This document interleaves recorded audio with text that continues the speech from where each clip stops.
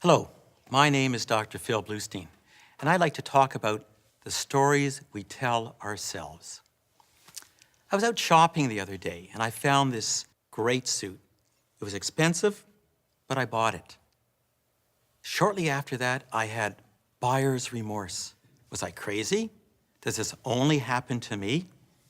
Not really. When we begin to examine our minds, we see that they're always telling us stories.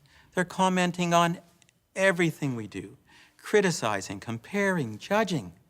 They're saying, I'm too fat, I'm too thin, I'm stupid, I'm ugly, I'm unlovable, and I'm unworthy. These stories were created when we were very young. We were small, we were vulnerable, we were dependent upon our caregivers, and we adopted their values, their belief systems, so that we could feel safe and loved. My parents were immigrants. When they came to this country, they had nothing. The lesson I learned was to save money was important, to spend it was unwise. When I bought my suit, my mind immediately compared this action against my core belief system that I'd learned as a child. It made no difference that I was an adult. I was a doctor. I could afford this suit. But to my mind, I was a 4-year-old, and I had done something really bad. Stress was created because I believed the story my mind was telling me about buying the suit.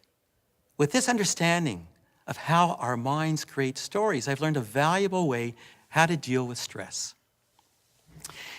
If I can give my mind the task, the job of finding and following the sequence of initial sensation to the story that is created, I can step out of that storyline. It's no longer, I am bad, I am wrong, I am stupid, but just an interesting chain of thoughts. We can become the observers of how our mind works without taking ownership and believing everything our minds tell us.